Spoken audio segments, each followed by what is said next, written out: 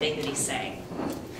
So I am very pleased to introduce our speaker today, Adam Clare, this guy right here. And I'm going to read this to make sure that I don't get anything wrong. He is a professional game designer with a specialization in serious games. He's a professor at George Brown, where he teaches in the postgraduate game design program. And he also produced Rock Mars, Awero Creative's flagship serious game, which has been praised by teachers for its pedagogical approach. I practiced that one. His work on games and education has been presented at educational conferences around the world. He's active in many aspects of game design. He's worked on games for the real world, including online Facebook, as well as games for in-classroom use only. In 2010, Adam co-founded the Board Game Jam, which is a weekend-long event about making board games in 48 hours. And I actually saw that on City TV last year. I believe I saw a little episode talking about that, and I now recognize you.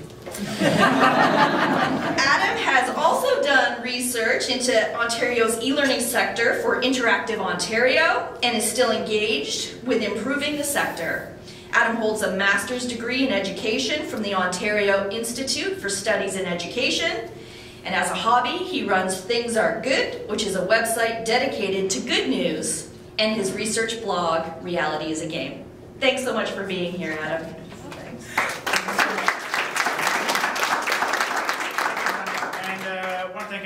Triple CE as well for having me out today, and in particular, Barry and Christine for making me aware of all of this and getting me out here today as well. So, I need to open my presentation here, which, oh, there it is. Whoa, there's the cursor. Let's see how techy you really are. Oh, this is the test. There we go. And this is the slideshow button, I believe. Okay, whoa. Okay, so this is what we'll be looking at today. It's gamification for L&D, which I'm sure you guys are familiar with. At any point in time, please feel free to ask questions. And if you are uncomfortable asking, this is such a nice, amazing group, I'm sure you're comfortable asking. But I want to put my Twitter handle up there, just in case you're more comfortable with tweeting at me a question. I'm more than happy to take questions that way as well. So that's why it's there, and it's at Mr. Faceplant. Why? Why not? So what I want to talk about today is a few core concepts when it comes to using games and using play. If you go to academic conferences, you'll hear play referred to as ludology, or as the study of play, and a lot of that covers things from early childhood education all the way up to how we play sports in the real world, doing things to how we do things digitally. But for us, play works, games work, we know what we're getting at. So I want to look at things like what is a game, what can and cannot games do, because some people try to put games in a very awkward place and then they question, well, it's a game, why didn't it work? It's like, well, I can tell you why. And I want to look into how people incorporate games and what makes even using games a good idea. Because, again, sometimes it isn't, but a lot of the times, in fact, I would say every time we can make it work, but we just got to make sure we know how to do that. So yeah, let's get started. So, what is a game? This is a great question. It's, well, very open-ended, and if you ask anyone, you'll get all these different answers. Because some people say, well, I'm not a gamer, I don't play games.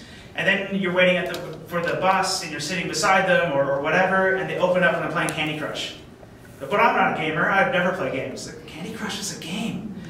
And so these are the sort of things that are coming up more and more in our society, is that games are becoming more and more pervasive, if that's the word. So what we want to do is adjust to that, and you'll see this is what's going on. One thing when I say I teach game design and game psychology, everyone says, then you must know a lot about game theory. I do know game theory, but I'm no expert at all in game theory. It's fun and difficult. So what I want to actually look at are games themselves. Games are comprised of different things, and they're usually abstract concepts that we then turn into rules. So games are fundamentally systems.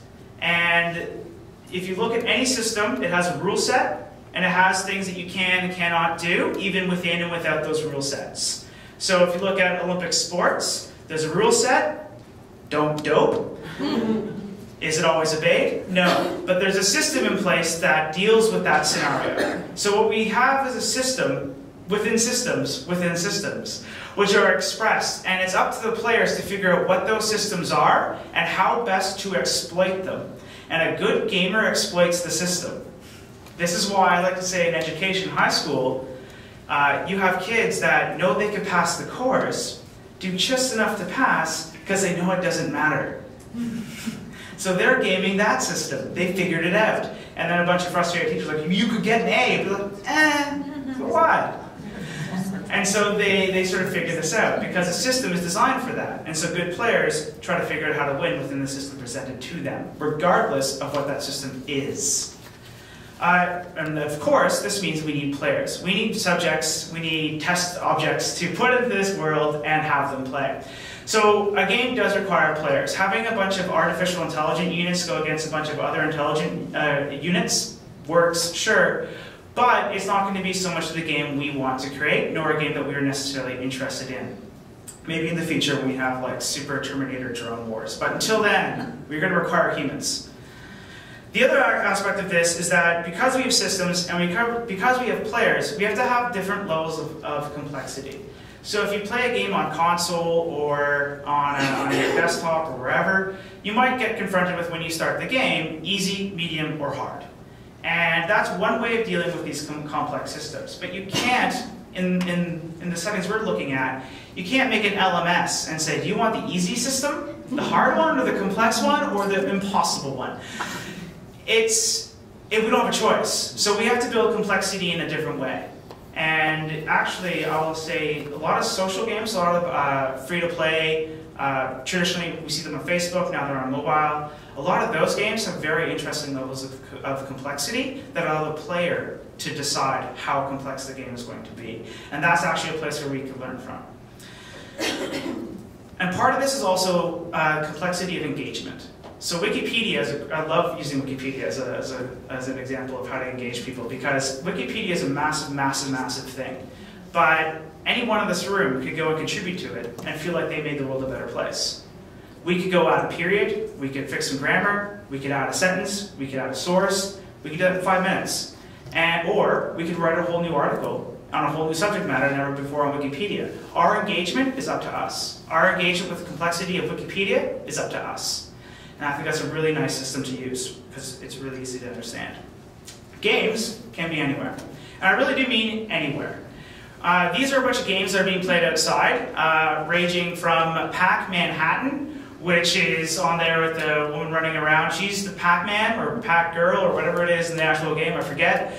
And point is, she is being chased by a bunch of ghosts through the streets of Manhattan. And the way this is tracked is using GPS and augmented reality coordination. So players actually see top-down on a map people moving around. And Manhattan's a grid, so Pac-Man's a grid. Makes sense. Then we also have traditional sports, which I do count as games. There's a huge thing in esports as a growing field. Esports are people playing competitive multiplayer games in giant arenas and with tons of spectators. In fact, some games get more coverage than professional sports in the States. So esports are huge. League of Legends is a big one coming up. So to me, these sports, it really blurs the line, but I like to include them because I think it's important. On the bottom there, we have Johann Sebastian Joust, which is using the movement sensors from Sony PlayStation to actually make a real-world game where you have to keep your sensor balanced. And you have to make it so the other person loses control of theirs. So you're trying to do an awkward dance of keeping your balance device out of reach of the opponents while trying to knock theirs. And so it's a really nifty thing that uses a lot of technology and really advanced technology, but does so on a very human level. And so this is something we could consider as well. Games are great at transcending both time and space. And here we have tabletop games. And tabletop games are great fun as well and allow for a lot of versatility. They are fantastic for showing the core aspects of making it what a game works. Here we have different levels of complexity on the screen. Dealing from, on the left, it's set as a Catan, which some of you might be familiar with. And it's a game which requires other humans and trading, and let's see a lot of you nodding like, oh my gosh, I can't wait to play. And then we also see other games like Chrononauts in the top right, which is a time travel game using cards. If you can see here, we have in 1917, President Wilson keeps the US out of war. That, sort of aspect, you flip that over, and it could be all of a sudden President Wilson declares war on everyone else, including Canada, or I forget the actual card. But we get these different aspects of history, and it's being flipped over. So here it allows us to do a lot using cards. Now at the bottom, we have Dungeons & Dragons, which here is a representation of players going through a game, and they've created their own system to complement what we have with the tabletop. Because tabletop allows anything from something in front of you to using your imagination. And I think it's underexploited in a lot of cases when it comes to training exercises, because it is really, really helpful. Because the human factor just throws everything for a loop. You never know what people are going to do. We'll see that when we get to the workshop. Digital games are systems. They are levels and levels and levels of systems. And what we get here is huge complexity. So things like FIFA's up there, Minecraft, and the game Civilization with its technology tree, they all deal with systems differently.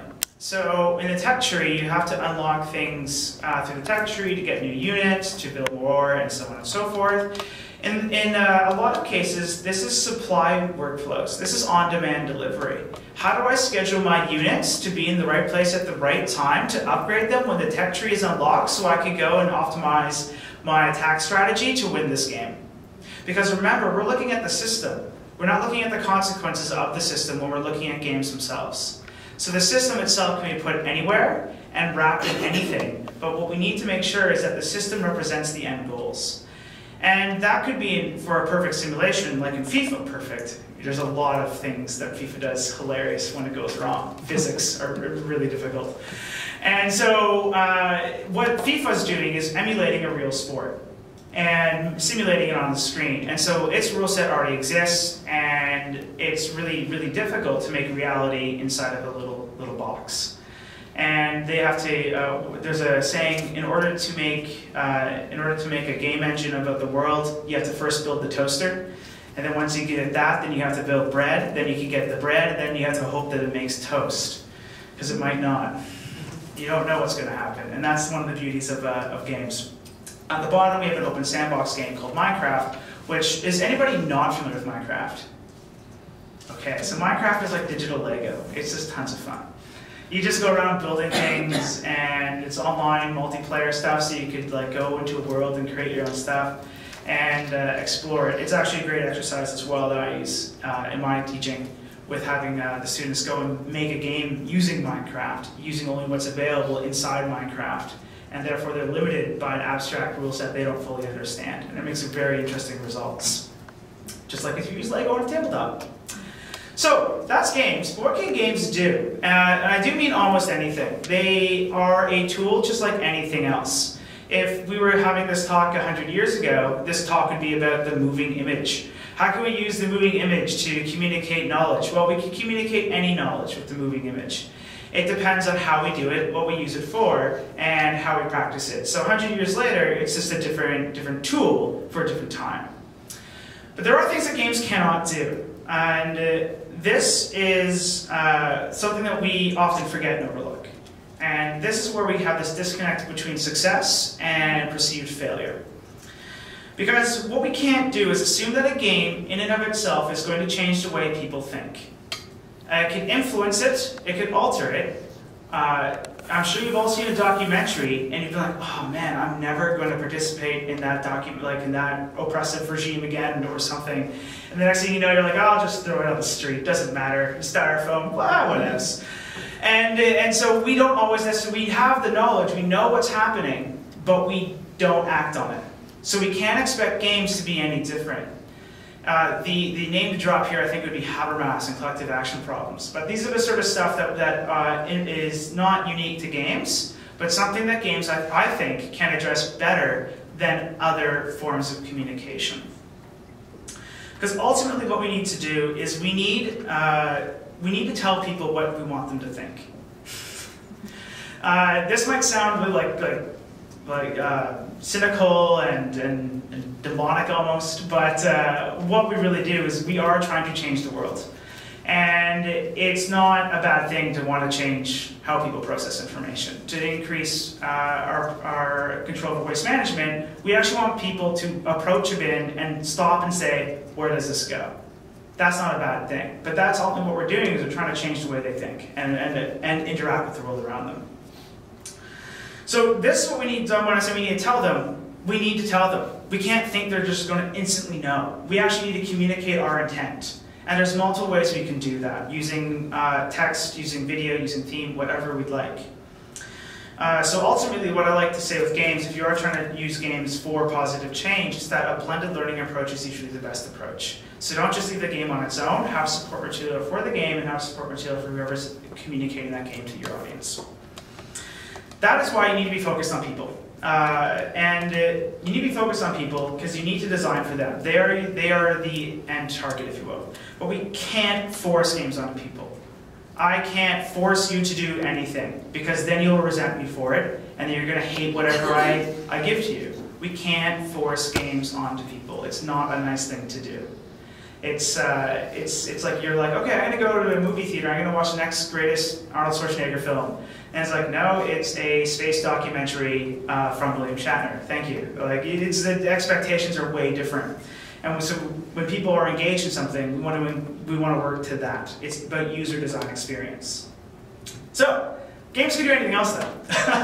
They can communicate ideas and they can communicate values. And relatedly, I would say they reflect the axioms in communities. So there's certain things that we hold to be true in Canada that might not be true in other parts of the world. There are certain ways of interaction that we think are perfectly acceptable here, but there are other ways of interaction in other parts of the world that if we were to practice here in this room right now, might be very discomforting for some people. So we inherently put in our biases and the way we think as designers into our games. There is no disconnect there. Same way the work of an author, when they're writing, is reflected, and the way they think is reflected inside of their works. I don't know what that says about George R.R. Martin, but... So how do these actually manifest themselves inside of the game? Remember, games are systems. We perceive the world to be systems, whether we want it to be or not. Our brains are fantastic pattern recognition machines. We have been programmed for this for over 6 billion years, or however long we've been on this planet, and we're really, really good at it. And so we are good at picking out systems. And what we get here is when we put our systems into play, we are actually imposing those systems onto the player, whether we're conscious of it or not. And again, this isn't a bad thing. It's something to be conscious of. And it might be the actual intent. Because yes, as much as I was saying we can't change what people think, I'm going to say we can. We just need to support it. We need to wrap it up in a nice little bundle, and we need to provide context. We just can't expect people to know something because we know it. There's a huge problem with that. And again, this is why I support blended learning and different ways of dealing with information. And to the point where, if you look at children in color, it's fascinating. Ask a child younger than 3 what color the sky is. They're not going to say blue. Their odds are they're going to say white, or it's a pointless question because it's always the same color in their mind. It's always just there. And that's a different way of processing the world. We've been told the world is blue, or the sky is blue, but there are days when it is obviously not, and we treat that as the outlier. But in different parts of the world, the sky might be blue if you're lucky, like if you're living in London. Like, no, it's always gray and sad. So, relatedly, if you want to simulate that, we could use games to expose people to new scenarios that they would not otherwise be exposed to, which is pretty important because it allows us to transcend time and space. So if we want to communicate what it'd be like to be a customer in a store in 1980 compared to a store in 2030, then we can try to do that. And it's easier to do that in a digital setting than it is to build a store in the 1980s and somehow transport it to now. And there's other ways, again, in the 80s, the way we thought about the world, I would argue, is fundamentally different than the way we think about the world today. And that manifests itself in multiple ways. Going back to waste management, in the 80s, I think there was one vessel that carried all waste, and in the back of this room, there's 4 different vessels to handle the waste we generate in this room. So even that in and of itself is expressing a system. That's expressing our values as a community, saying we want to recycle. We just don't want to put it all in one dump. So games can do anything. Now, incorporating games. I think I've sort of said this, be wary of how you do it. But we have ways of doing this to make it lots of fun. Some stuff like serious games, simulations, on and on and on. We have all these different ways to actually just make it a blunt simulation.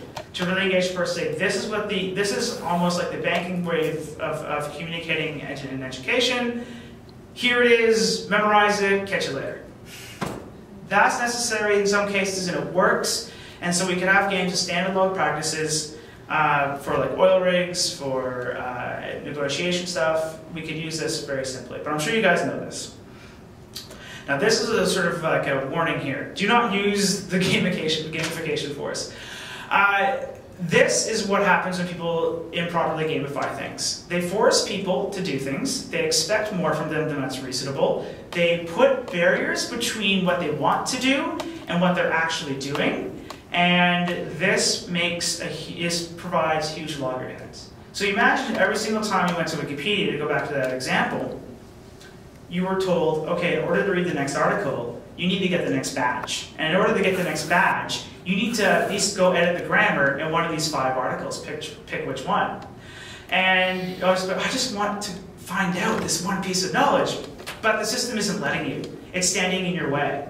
And from a data collection standpoint, you might be like, well, hey, our gamification system's working. We have more grammar corrections in Wikipedia than we've ever had before, but at what cost? That part is not being measured. And we're not looking at morale, we're not looking at the barriers of entry that we're putting in front of people. So gamification, if done incorrectly, can be very, very damaging. So what I would encourage is to make it seamless and make it so it's passive. Don't make it that the person has to actively engage in things. This is also reflecting itself in the private sector with mobile apps that require you to do something in order to accomplish a goal. It's better if it's passive collection and it's rewarded for what's happening from that passive collection of what you already are intending to do.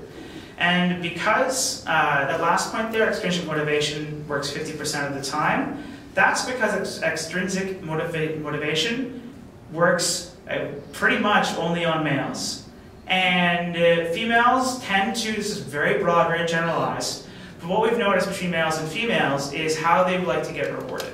Males love medals, badges, all sorts of things that they can show outwardly. Whereas what we've noticed, this is for North America by the way, I can't speak to the rest of the world, is that women prefer something that they want to do and get the feedback for what they've actually done there. They don't need an external factor saying, you did it, way to go, because guess what, they know they did it. Whereas guys, we're not there yet. So a lot of gamification systems, because the gaming world is comprised of people like myself, males, we see that a lot of the gamification systems are feeding that male craving for extrinsic motivation. And that can frustrate a lot of people. And that's along gender lines, not along sex lines in terms of your actual body parts, to be clear. Okay, so yeah, make it seamless when you're doing gamification. You want to make it so it works in the way people are actually doing things. Use passive data collection, make it granular. Again, Wikipedia. I could go add a semicolon, I could just go read it, I could add anything I want. And what we want to do here is make it as big as possible, as wide as possible, because the more data you get, the better you're going to have. With everything getting more and more digital, we want to be able to accomplish that, and gather that data and make it to a seamless entry. Because again, if we are providing any resistance between the user or the player and what we want them to do, every single barrier is going to drop a user. I make mobile games. I've advertised mobile games on desktop computers. Don't do that. I did it as an experiment because I was like, okay, yeah, I say this, but like, what actually happens? Nobody goes on their computer, clicks on a mobile ad for a mobile game, and then waits for it to get loaded onto their phone, and then are happy. The click-through rate is so low. If you were to put an ad on their mobile phone, that says, download this game now on your phone, on your hand, yeah, they will. Because adding a couple clicks in between gets rid of everybody. And so this is something to be very conscious of. And we can apply this knowledge to all of our learning systems. Because any interaction damages what you're actually trying to do, ironically enough. And the last point, everyone should have the same goals with the same difficulty. You don't want to tier the system. So it just makes it more divisive amongst people. But most importantly, let's have fun. That's what games are about, and we want to engage them, so we got to make it fun. We want to make sure that people really are there for that system, for that purpose. And the spin-off effect is that we get more data, we get more whatever we're looking for, they learn something, all that fun stuff. So why do any of this? Well, you can. Because as technology gets more everywhere, into everything and all over the place, we get more monitoring, we get more information, more data, which we could then turn back onto the user and give them more real-time feedback. It makes passive data collection easier, and when we get more biometric data, it's going to get creepier and it's going to really freak people out. But we will be able to track better progress and performance based off of biometric data, given physiological conditions of people. Privacy concerns are massive in this realm. This might be the biggest barrier to the future because it is kind of creepy if you know everything about someone before they even know their intent. Google's end goal, knowing your questions before you know you want to ask them. That's kind of creepy. Also, what happens to safety? So what we want to do is, this is what I'm saying, push boundaries in a safe way. Don't be creepy. Don't creep people out. At the same time, the world's changing, and we need to adapt or die. And this is, if you don't start using these systems, then no one's going to come to you for answers. Because these are going to provide answers that people want. Are they worthwhile answers? I don't know. It depends on the questions. But what we need to do is adapt to these new processes, incorporate them into what we're doing, and do so in an ethical manner, whatever that means to you and your organization. But lastly, the 21st century is play. And it is everything to do with the future. If the last century belonged to film and the moving image, this century belongs to the study of play. Everything we do is going to be gamified to some extent. We don't know it yet, but a lot of the stuff already is. One example everyone loves to give when it comes to gamification are your air miles. That's an extrinsic reward factor for shopping. The game is spending money at the retailers who are part of that club. And you could win it by getting free air miles. That's that game, and we're seeing that more and more and more. We're going to see that in workplaces. You want another vacation day? Well, here, do more TPS reports and we could track it. We could do more and more data. With more data, we could provide more feedback. And at the same time, we have a visual society. And if you weren't communicating visually to new employees, to students, etc., in the 20th century, you started to lose people towards the end. That will be the same this century. If you're not giving people the space to play, to have fun, to have a game experience inside of what they're doing, you are going to be able to attract the talent you want and you want to retain.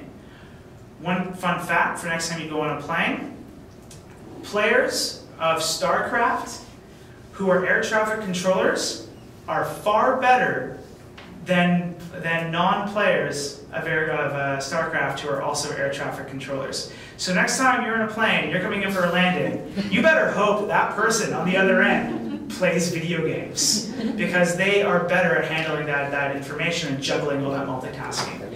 And the more we understand about the brain, the more we understand about how game systems work and impact the game, the easier it is to filter the way people think to the jobs that need that way of thinking. That's also quite creepy, I'll give you a moment with that. But that means we could essentially target people, figure out how their brains work, test them through a game device, and then put them in the appropriate job they might not even know they were better for. The future's awesome. So thank you so much. Thank you very much for having me. We have till, how much time do I have left? You have 25 minutes. 25. Okay, we'll do this quickly. Okay. Just so you know, I'll leave my contact info up for a little bit here. I'm Adam at WeWrote Creative, and Mr. Faceplant works as well. And my research blog is Reality is a Game, where you could also find a listing of all the games I have made that you can play. So,